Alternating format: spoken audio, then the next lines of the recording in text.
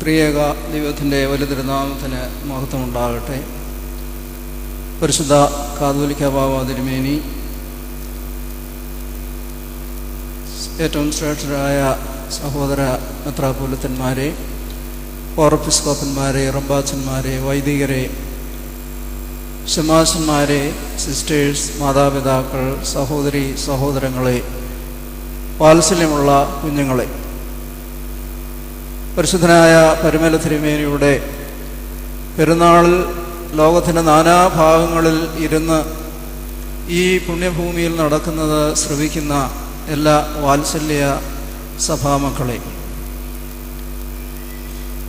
എല്ലാവർക്കും കർത്താവിൻ്റെ നാമത്തിൽ സ്നേഹവന്ദനം ആദ്യമേ അർപ്പിക്കും. പരിശുദ്ധനായ പരിമല തിരുമേനിയുടെ 113ാമത് ഓർമ്മ പെരുന്നാൾ സമുചിതമായി കൊണ്ടാടുവാൻ ദൈവം നമ്മെ ഇവിടെ വിളിച്ചു വരുത്തിയിരിക്കുകയാണ്. വളരെ ഭയപ്പാടോടുകൂടിയാണ് ഞാനിവിടെ നിൽക്കുന്നത്. എന്താണെന്ന് ചോദിച്ചാൽ, പ്രസംഗിക്കുന്നതിനുള്ള ഭയമുണ്ട്, അതൊരു വശത്ത്. അതിനേക്കാൾ എന്നെ ഭയപ്പെടുത്തുന്നത് പരിശുദ്ധ പരിമല തിരുമേനിലുള്ള ഭക്തി.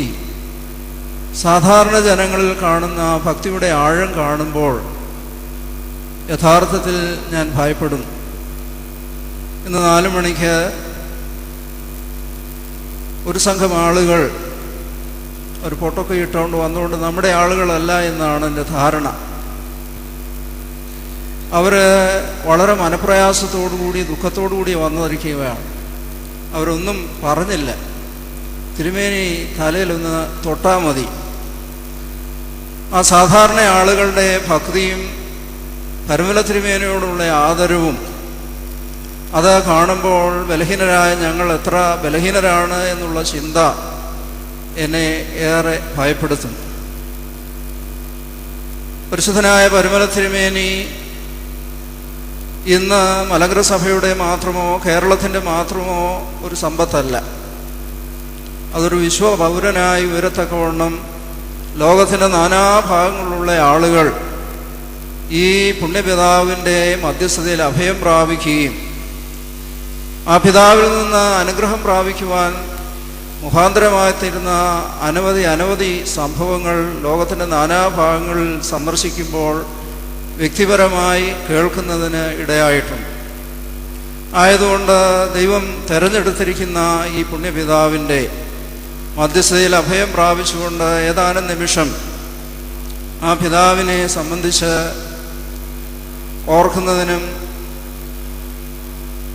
ആ പെരുന്നാളിൽ എങ്ങനെ നമ്മൾ സംബന്ധിക്കണം എന്ന് ചിന്തിക്കുന്നതിനും അവസരമെടുക്കുകയാണ്. അത് ഞാൻ തിരഞ്ഞെടുത്തിരിക്കുന്ന വേദഭാഗം സങ്കീർത്തനം 25-ാം സങ്കീർത്തനം 12-ഉം 14-ഉം വാക്യമാണ്. യഹോവ ഭക്തനായ പുരുഷനാർ, അവൻ തിരഞ്ഞെടുക്കേണ്ടുന്ന വഴി താൻ അവന് കാണിച്ചു കൊടുക്കും. 14-ാം വാക്യം, യഹോവയുടെ സഹിത്വം തൻ്റെ ഭക്തന്മാർക്കുണ്ടാകും, അവൻ തൻ്റെ നിയമം അവരെ അറിയിക്കും. യഹോവ തിരഞ്ഞെടുത്ത ഒരു ഭക്തനാണ്. മലങ്കര സഭയുടെ 18ഉം 19ഉം നൂറ്റാണ്ട് കാലത്തിൽ വളരെ കലുഷിതമായ ഒരു അന്തരീക്ഷത്തിൽ സഭയ്ക്ക് വ്യക്തമായ ദർശനം നൽകുവാൻ ദൈവത്താൽ അയക്കപ്പെട്ട ഒരു വലിയ ഒരു സമ്മാനമാണ്.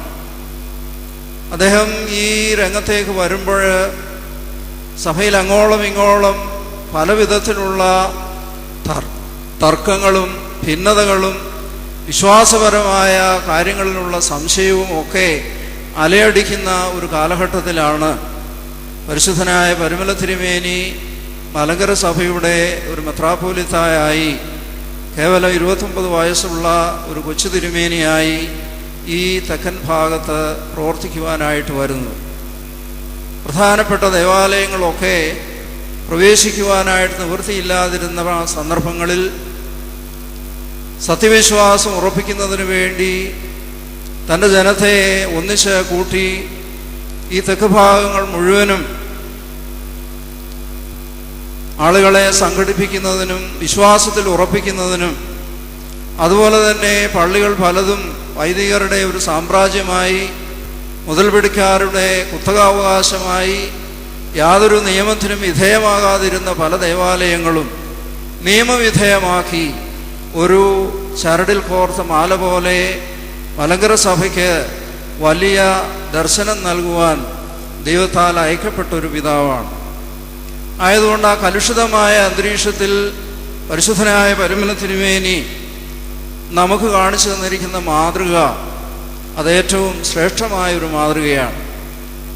ഇന്ന് അനുഭവങ്ങളെക്കാൾ കൂടുതൽ ആഘോഷങ്ങൾക്ക് മനുഷ്യൻ പ്രസക്തി നൽകുകയും ചെറിയ കാര്യങ്ങൾക്ക് പോലും ആഘോഷങ്ങൾക്ക് നമ്മൾ തയ്യാറാകുകയും ചെയ്യുന്ന ഈ സന്ദർഭത്തിൽ പരിശുദ്ധ പരമല തിരുമേനി നമുക്ക് മുമ്പാകെ വരച്ചു കാണിച്ചിരിക്കുന്ന ഒരു ആത്മീയ പാത, ദൈവം തിരഞ്ഞെടുക്കപ്പെട്ട പുരുഷൻ അവൻ എങ്ങനെയായിരിക്കണമെന്നുള്ളത് ദൈവത്താൽ അറിയിക്കപ്പെട്ടിരിക്കുന്ന ആ നല്ല മാർഗം നമ്മൾ അറിയുവാൻ കടപ്പെട്ടവരാണ്.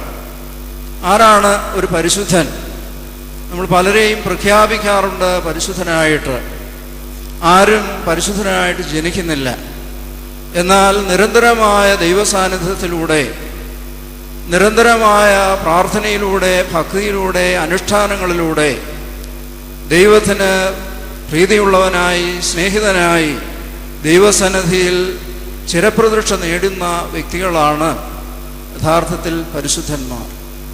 To feel the presence of God always, എല്ലാ സമയങ്ങളിലും ദൈവത്തിൻ്റെ സാന്നിധ്യം അനുഭവിക്കുവാൻ സാധ്യതയുള്ള, അനുഭവിക്കുന്ന വ്യക്തികളാണ് പരിശുദ്ധന്മാരായി തീരുന്നത്.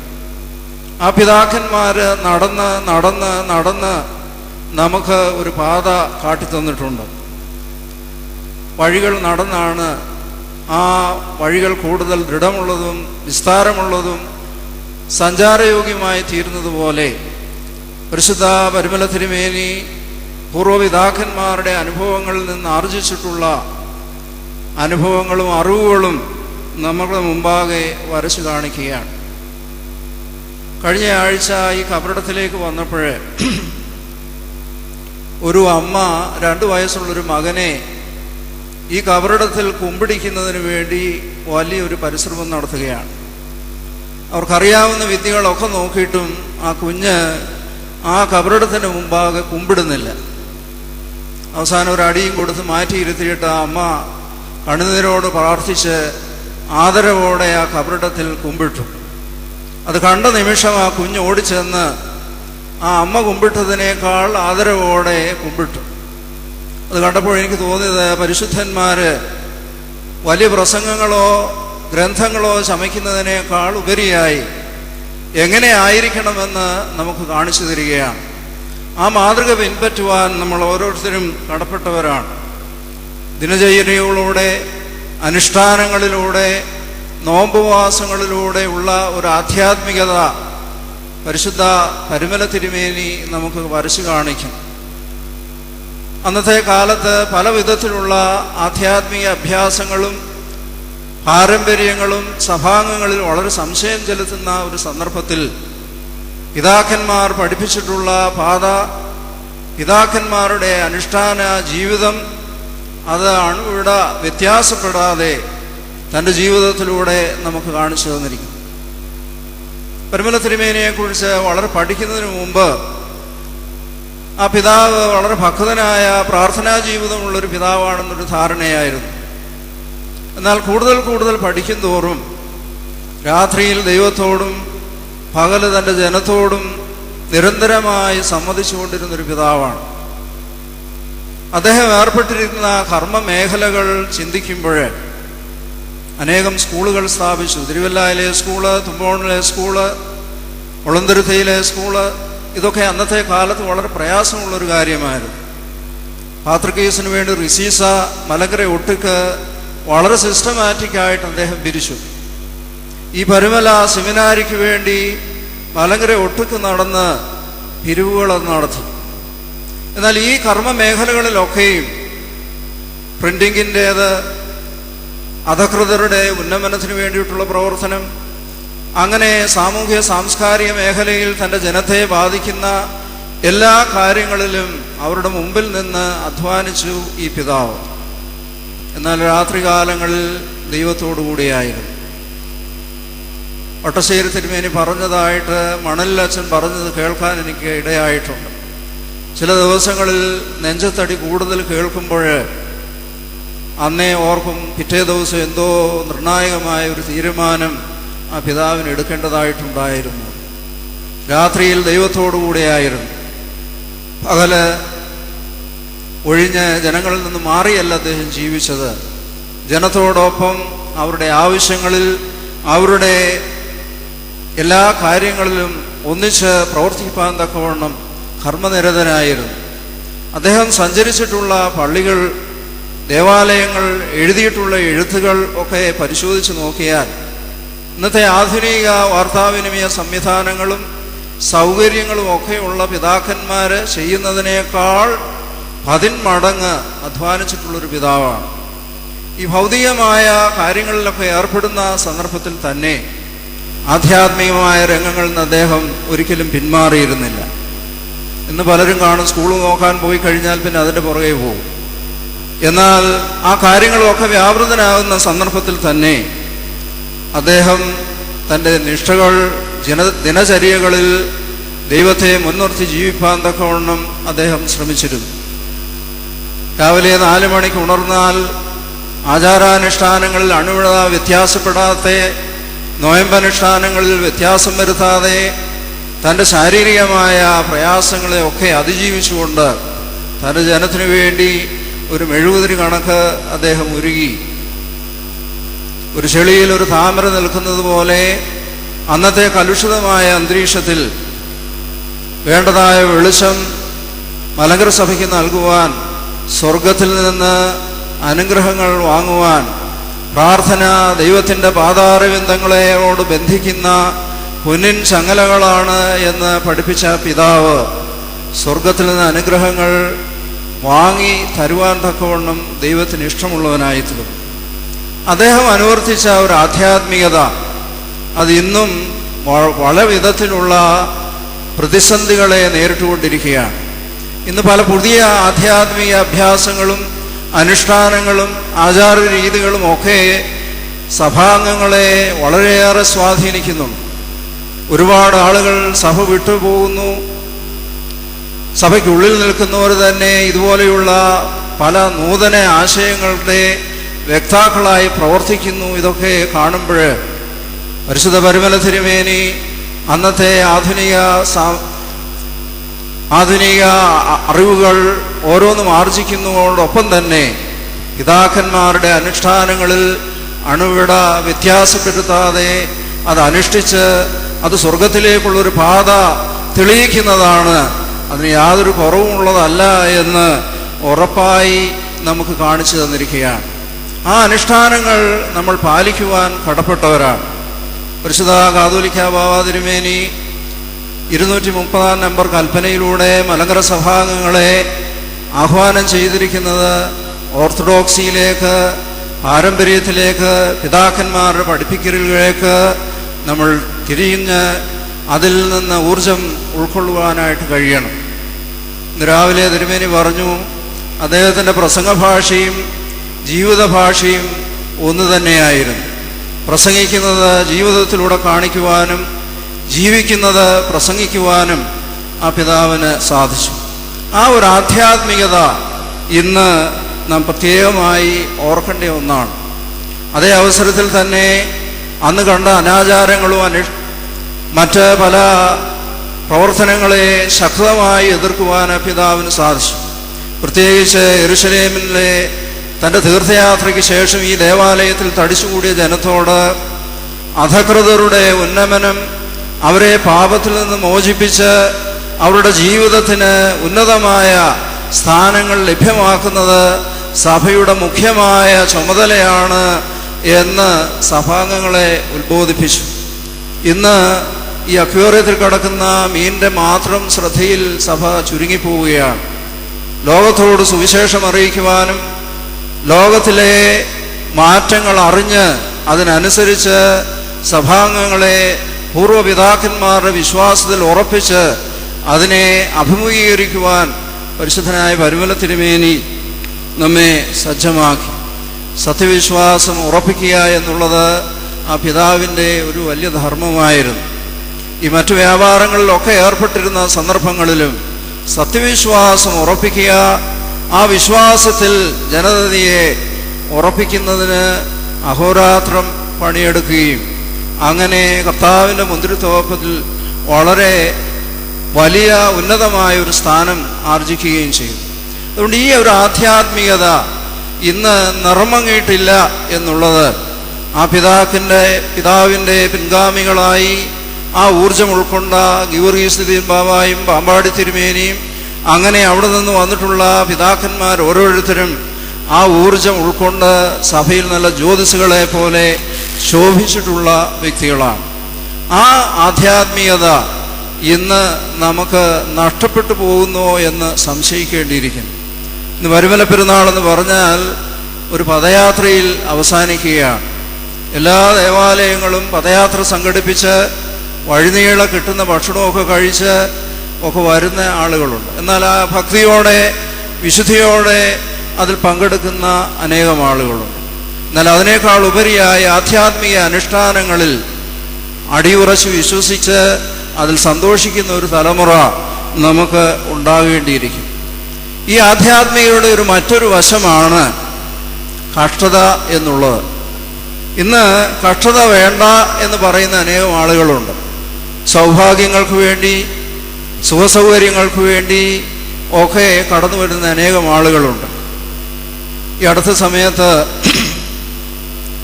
ഒരു ദേവാലയത്തിൽ ഒരു ശുശ്രൂഷ കഴിഞ്ഞ് പരിചയമുള്ള ഒരു സ്ത്രീയെ കണ്ടു. അവരോട് ചോദിച്ചു, സുഖമാണോ?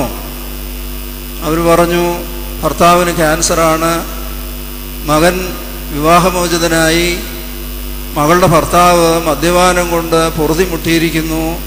ഇങ്ങനെ 100 കൂട്ടം കാര്യങ്ങൾ അവർ ധാരധാരയ കണ്ണീരൊഴുക്കുകയാണ്.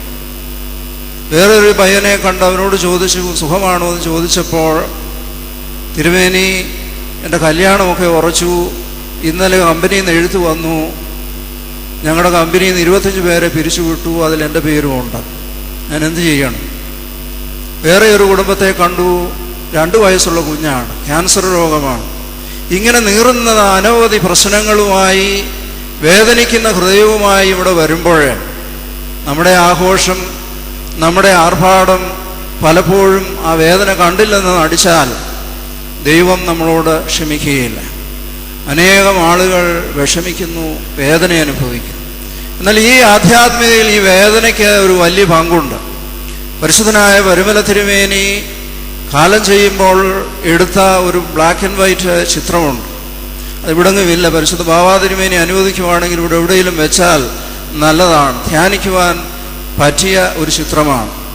54-ാമത്തെ വയസ്സിൽ ആ പിതാവ് കാലം ചെയ്യുമ്പോൾ നമുക്ക് പരിചിതമായ സുന്ദര കോമളരൂപിയായ വരുമല തിരുമേനി ആ 54-ാമത്തെ വയസ്സിൽ ആ രൂപം അത്രമാത്രം വിരൂപമായി എന്തിനുവേണ്ടി വേദനകൾ അവൻ്റെ ശരീരത്തിൽ അനുഭവിച്ചു എന്നുള്ളത് ആ ചിത്രത്തിലൂടെ നോക്കുമ്പോൾ നമുക്ക് മനസ്സിലാകാനായിട്ട് സാധിക്കും. തൻ്റെ വേദനകൾ മുഴുവനും ദൈവത്തോടുള്ള ബന്ധത്തിൽ ഒരിക്കലും എതിർത്ത് പറയാതെ ദൈവത്തിൻ്റെ മുന്തിരിത്തോടുള്ള അവസാനം വരെ അധ്വാനിച്ച പിതാവ് ഈ വേദനയ്ക്ക് ഒരു പുതിയ മാനം കാട്ടിത്തരികയാണ്. തൻ്റെ വേദനകൾ, തൻ്റെ പ്രയാസങ്ങൾ, തൻ്റെ യാതനകൾ, തൻ്റെ രോഗം അത് അനേകർക്ക് രോഗസൗഖ്യത്തിനുള്ള മുഖാന്തരമായി മാറ്റുവാൻ ദൈവത്തോടുള്ള ബന്ധത്തിൽ കൃതജ്ഞതാ നിർഭരമായി ആ ജീവിതം അദ്ദേഹം നയിച്ചു. പ്രസിദ്ധ ഗാന സംവിധായകനായ ബീഥോവൻ്റെ ജീവിതത്തിലെ ഒരു സംഭവം ഈ അവസരത്തിൽ ഓർക്കുകയാണ്. അദ്ദേഹത്തിൻ്റെ 48-ാമത്തെ വയസ്സിൽ അദ്ദേഹം രാവിലെ എണീച്ച് പതിവ് പോലെ അദ്ദേഹത്തിൻ്റെ പിയാനോ എടുത്ത് വായിച്ചു. പക്ഷെ അന്നത്തെ രാവിലെ പിയാനോ ഭംഗിയായിട്ട് വായിച്ചെങ്കിലും ഒരു ശബ്ദവും വന്നില്ല. അദ്ദേഹം ചോദിച്ചു, what happen to the string? ആ പിയാനോ അവിടെ വെച്ചിട്ട് അദ്ദേഹം നടക്കാൻ പോയി. അദ്ദേഹം നടക്കാൻ പോകുന്നത് ഒരു കൊല്ലൻ്റെ ആലയുടെ അടുത്തുകൂടിയാണ്. ഇരുമ്പ്, ചുട്ടുപഴുത്ത ഇരുമ്പ് വലിയ കൂടം കൊണ്ട് അടിച്ച് വിവിധ രൂപങ്ങൾ ഉണ്ടാക്കുന്നത് അദ്ദേഹത്തിന് ഇഷ്ടമുള്ള ഒരു ദൃശ്യമാണ്. അന്ന് രാവിലെ അതുപോലെയുള്ള ദൃശ്യങ്ങളൊക്കെ അദ്ദേഹം കണ്ടു.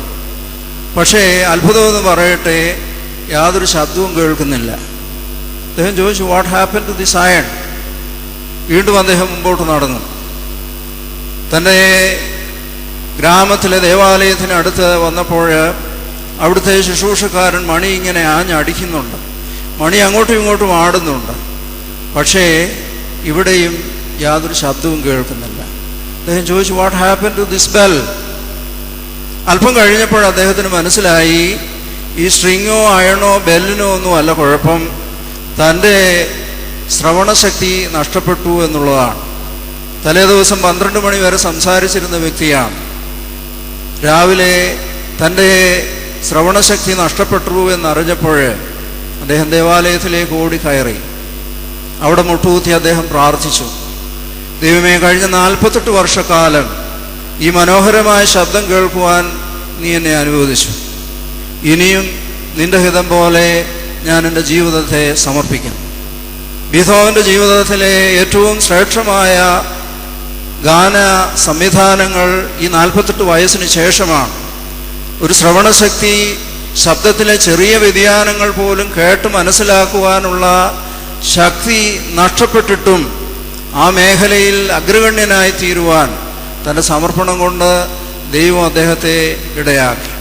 പ്രിയമുള്ളവരെ, നമ്മുടെ വേദനകളും യാതനകളും ഒക്കെ ദൈവസന്നിധിയിൽ സമർപ്പിക്കുമ്പോൾ അത് അനേകർക്ക് പ്രയോജനകരമായി, അനേകർക്ക് സന്തോഷകരമായി അത് തീർക്കുവാനായിട്ട് സാധിക്കും.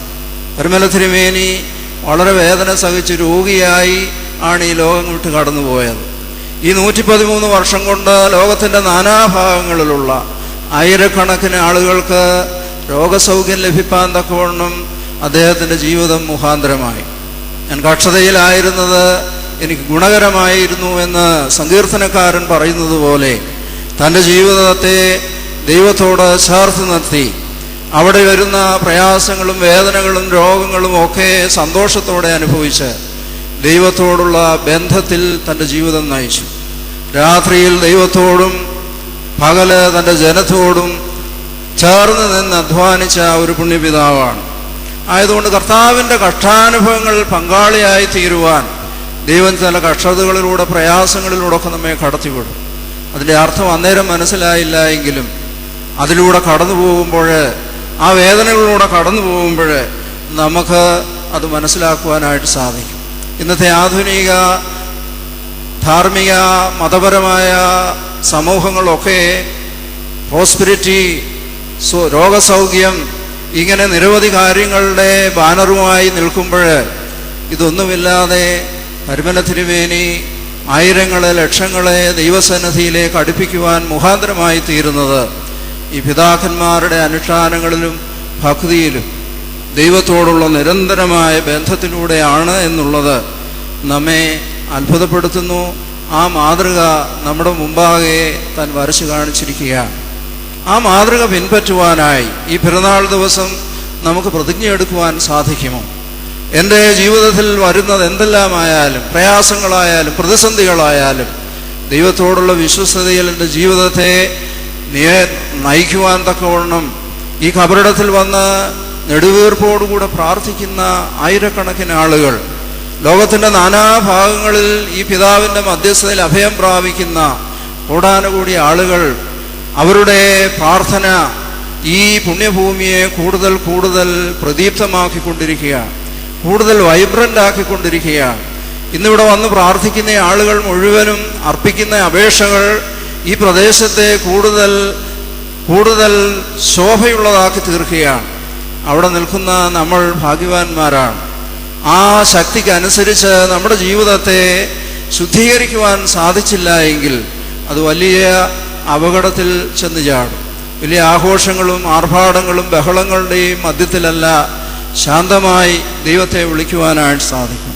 അതുകൊണ്ട് ഉത്തമമായ ഒരു ആധ്യാത്മിക മാതൃക ആ പിതാവ് നമുക്ക് കാട്ടിത്തന്നിരിക്കുകയാണ്. ആ മാതൃക അദ്ദേഹം പ്രസംഗിച്ചിട്ടില്ല, അദ്ദേഹം ജീവിച്ചു കാണിച്ചിരിക്കുകയാണ്. ആ ജീവിത മാതൃക പിൻപറ്റുവാൻ നമുക്ക് കഴിയണം. കുമ്പിട്ട് പ്രാർത്ഥിക്കുക, നൊയമ്പ് നോക്കുക, ആചാരാനുഷ്ഠാനങ്ങളിലൊക്കെയും സത്യസന്ധതയോടെ പ്രവർത്തിക്കുവാൻ തക്കവണ്ണം ലാഘവപ്പെടുത്താതെ, മറ്റു പല പ്രലോഭനങ്ങളുടെ പിന്നാലെ പോകാതെ പ്രവർത്തിക്കുവാനായിട്ട് നമുക്ക് സാധിക്കണം. മൂന്നാമതായിട്ട് ഒന്ന് ഓർപ്പിക്കുവാനായിട്ടുള്ളത്, യഹോവയുടെ സാഹിത്യം തൻ്റെ ഭക്തന്മാർക്ക് ലഭിക്കും. തൻ്റെ പരിശുദ്ധന്മാർക്ക് തൻ്റെ വഴി കാണിച്ചു കൊടുക്കും. യഹോവയുടെ സാഹിത്യം തൻ്റെ ഭക്തന്മാർക്ക് അവൻ തൻ്റെ നിയമം അവരെ അറിയിക്കും എന്ന് ഓർമ്മപ്പെടുത്തുകയാണ്. ഇന്ന് പല വിധത്തിലുള്ള സാഹിത്യമുണ്ട്. നമുക്ക് ഇന്ന് ഇൻ്റർനെറ്റും അതുപോലെ തന്നെ വാട്സപ്പും ഫേസ്ബുക്കും ഒക്കെ ഉള്ളപ്പോൾ മറ്റു പല ബന്ധങ്ങളും ബന്ധനങ്ങളിലുമൊക്കെ ആയി സമയം ചെലവഴിക്കുന്ന അനേകം ആളുകളുണ്ട്. അതിൽ ആനന്ദം കണ്ടെത്തുന്ന ആളുകളുണ്ട്. മുഖമില്ലാത്ത അനേകം ഫ്രണ്ട്സ്, അവരൊക്കെ ഫ്രണ്ട്സാണ്. അപ്പൻ ചത്തെന്ന് പറഞ്ഞാലും ലൈക്ക് ചെയ്യുന്ന സംസ്കാരമാണ്.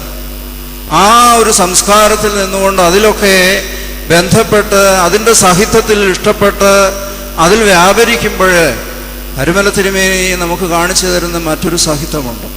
തൻ്റെ സാഹിത്യം, തൻ്റെ രഹസ്യങ്ങൾ വെളിപ്പെടുന്ന, ആ വാക്കിൻ്റെ അർത്ഥം രഹസ്യങ്ങൾ വെളിപ്പെടുത്തുന്നവൻ, സദാ ഒന്നിച്ച് സഞ്ചരിക്കുന്നവൻ, തൻ്റെ ഹിതം വെളിപ്പെടുത്തുന്നവൻ, അങ്ങനെ ദൈവത്തിൻ്റെ സ്നേഹിതനായി തീരുവാൻ തക്കവണ്ണം പരിമല തിരുമേനിയെ ദൈവം തെരഞ്ഞെടുത്തു. അബ്രഹാമിനോട് ദൈവം തൻ്റെ സ്നേഹിതനായി താൻ ആവശ്യപ്പെട്ടതൊക്കെ അനുവർത്തിച്ചു കൊടുക്കുന്നത് നാം ഉൽപ്പത്തി പുസ്തകത്തിൽ വായിക്കുന്നുണ്ട്. സോദോമിനെ നശിപ്പിക്കുവാനായിട്ട് പോകുമ്പോൾ അവിടെ 50 പേരുണ്ടേ നശിപ്പിക്കുമോ? ഇല്ല. 45 പേരുണ്ടേ നശിപ്പിക്കുമോ? ഇല്ല.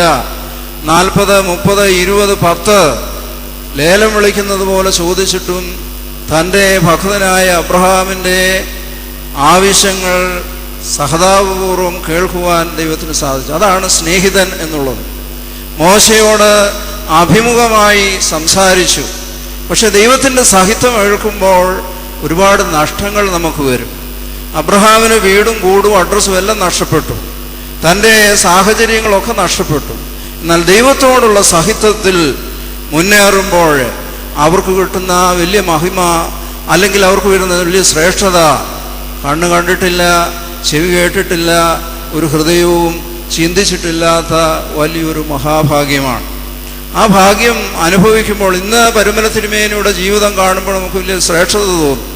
ഇതൊന്നും കാണാതെ ദൈവത്തോടുള്ള വിശ്വസ്തതയിൽ ആ സാഹിത്യത്തിൽ ജീവിക്കുവാനായിട്ട് പരിമല തിരുമേനിക്ക് സാധിച്ചതുകൊണ്ടാണ് ഇന്ന് ഈ വലിയൊരു ശ്രേഷ്ഠത ലഭിക്കുന്നത്. വേദപുസ്തകത്തിൽ നമ്മൾ വായിക്കുന്നുണ്ട്, ഞാൻ ഇരിക്കുന്നിടത്ത് തന്നെ എൻ്റെ ശുശ്രൂഷക്കാരനും ഇരിക്കും.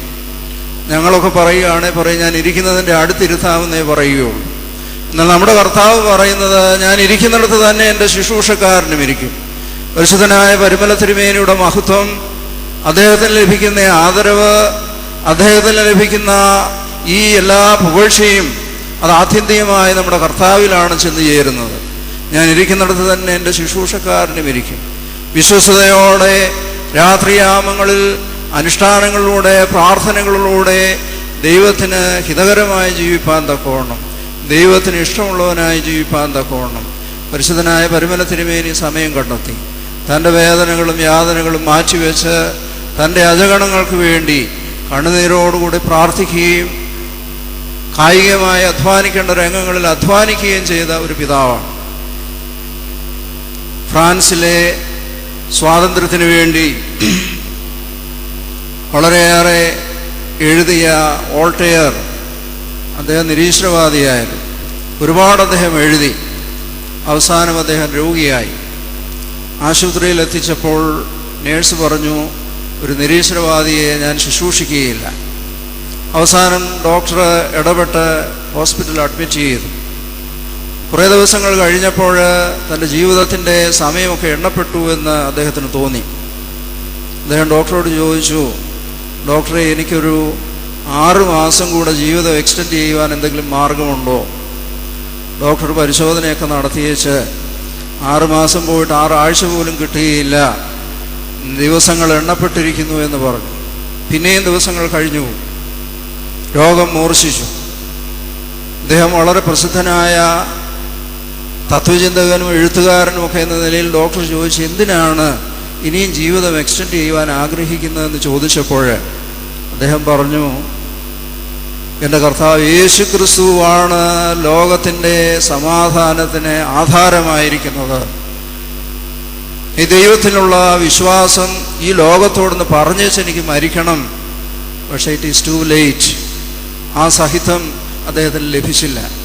പ്രിയമുള്ളവരെ, നമുക്ക് ലഭിക്കുന്ന അവസരങ്ങൾ, നമ്മുടെ സാഹചര്യങ്ങൾ എന്തു തന്നെയായാലും, വേദനകളിലും പ്രയാസങ്ങളിലും പ്രതിസന്ധികളായാലും, അവിടെ ദൈവത്തെ മുൻനിർത്തി ദൈവത്തോടുള്ള സ്നേഹത്തിൽ ജീവിപ്പാൻ തക്കവണ്ണം നമുക്ക് സാധിക്കുമ്പോഴാണ് ദൈവത്തിന് ഇഷ്ടന്മാരായി പ്രസാദമുള്ളവരായി തീരുന്നത്.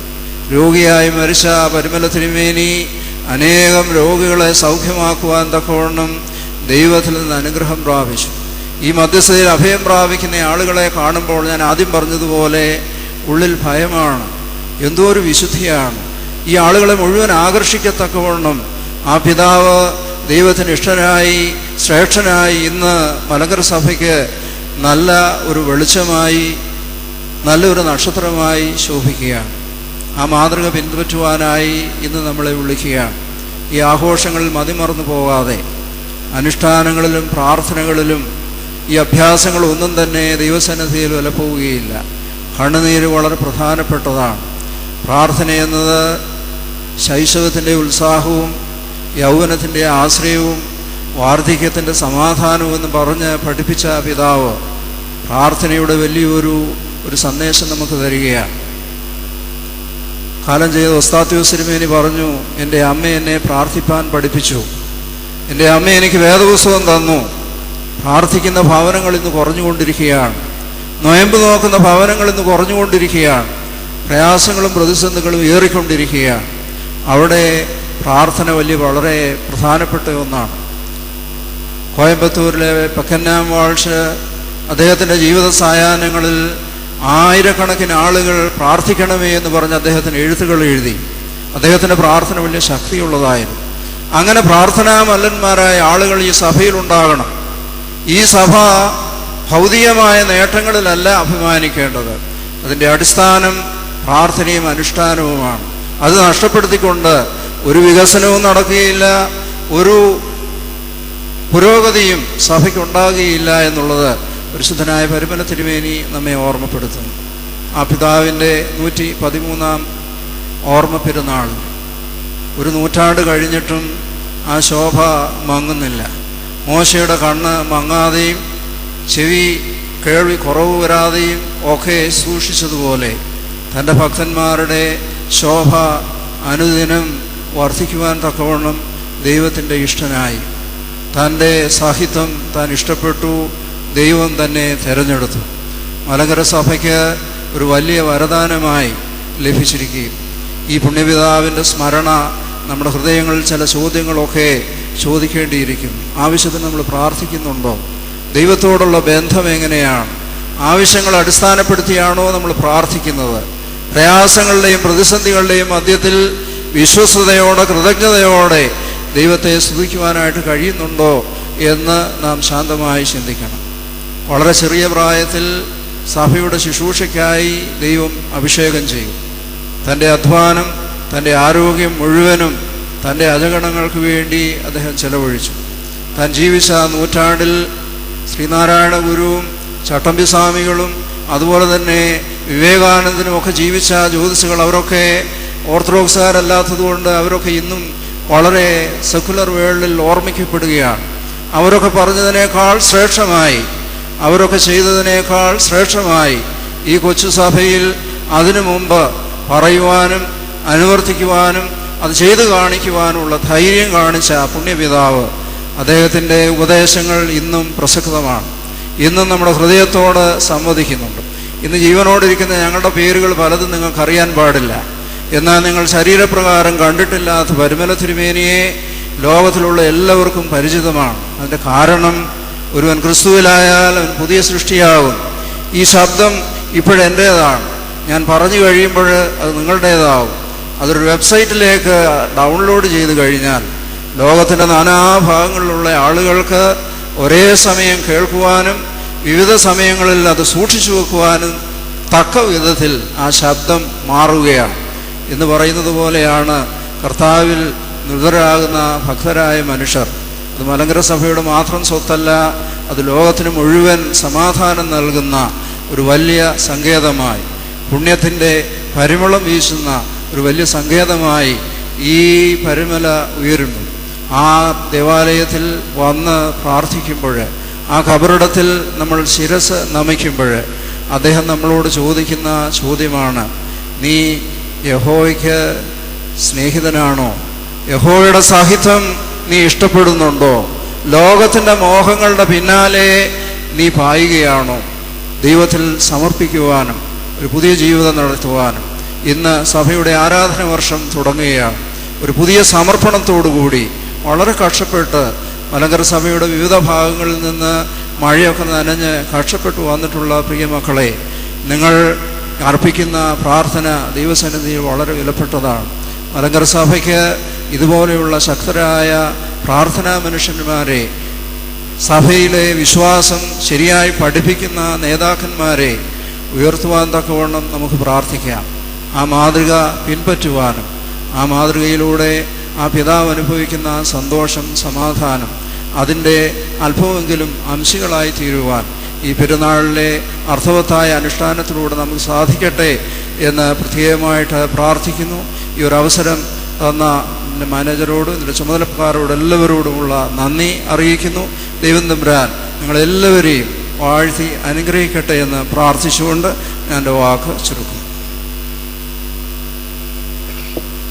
പരിശുദ്ധ ഭാവത്തിനുവേണ്ട അനുവാദത്തോടുകൂടി